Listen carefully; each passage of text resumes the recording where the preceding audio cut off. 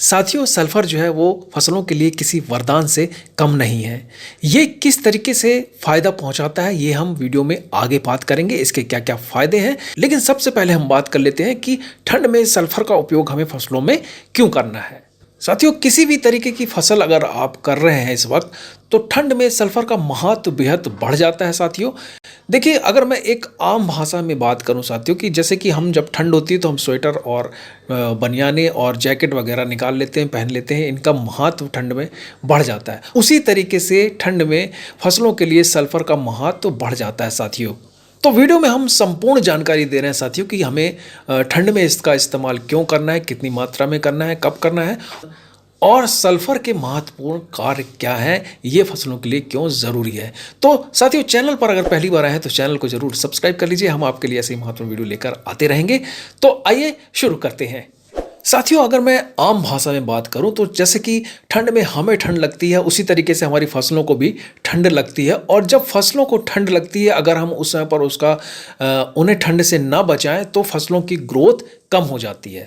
और जब हम सल्फर का उपयोग करते हैं तो वो ठंड से बचाने का कार्य करता है फसलों को, और ग्रोथ में कोई कमी नज़र नहीं आती है, फसल हरी भरी दिखती है, ठंड का प्रकोप हमें फसलों में दिखाई नहीं देता है।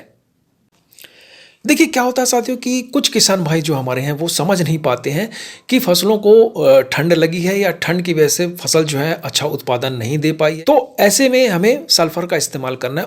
ज़्यादातर जो सब्जी वर्गीय फसलें होती हैं साथियों, उसमें हमें ठंड का प्रकोप ज़्यादा देखने को मिलता है, जैसे कि मिर्च, टमाटर और बेल वर्गीय जो फसल होती है, आप इसमें भी देख सकते हैं कि ठंड का प्रकोप बहुत देखने को मिलता है।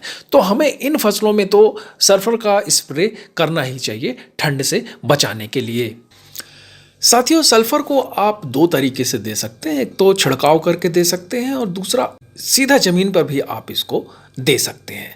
देखिए, मात्रा कितनी देनी है और कब देनी है ये मैं आपको आगे बताऊंगा, लेकिन अभी जल्दी से मैं आपको बता देता हूं कि सल्फर के और क्या क्या बेनिफिट होते हैं हम अगर अपनी फसलों में इसका इस्तेमाल करते हैं। साथियों, सल्फर का जो उपयोग है वो हर तरह की फसलों में फ़ायदा पहुंचाता है।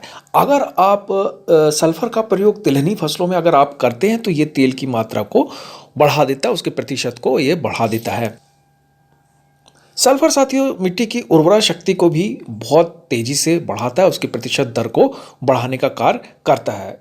पौधों के लिए साथियों ये टॉनिक की तरह काम करता है और इसका इस्तेमाल करने से पौधे हरे भरे नजर आते हैं। सल्फर साथियों पौधों में एंजाइमों की जो क्रियाशीलता होती है उसको बढ़ाता है, प्रकाश संश्लेषण की क्रिया को बढ़ाता है।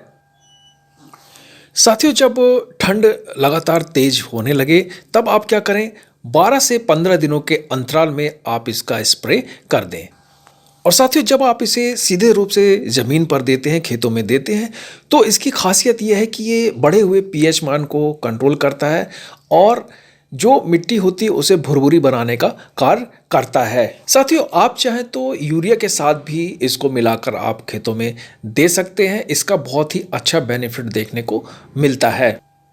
देखिए, स्प्रे के लिए आप क्या करें साथियों, लिक्विड फॉर्म में जो सल्फर आता है वो आप ले सकते हैं, 52%, इसको आप ले लें और आधा लीटर आप ले लें, 1 एकड़ के हिसाब से आप ले लें और इसका स्प्रे कर सकते हैं। साथियों, कुल मिला के सल्फर का बहुत ही बड़ा महत्व है हमारी फसलों में और इसका आप ज़रूर इसका इस्तेमाल करें फसलों में, खासकर अभी आप ठंड के समय में तो बेहद ही ज़रूरी है, क्योंकि ये तो ठंड से कवच का काम करेगा बचाने के लिए फसलों को, और साथ ही इसके अन्य भी बहुत सारे लाभ हैं जो मैंने आपको बताए। तो हमें कुल मिलाकर हमारा उद्देश्य होना चाहिए कि हमारी फसल अच्छी हो, हमें बेनिफिट मिले, उत्पादन अच्छा हो, तो इस हिसाब से हमें फसल करनी है साथियों।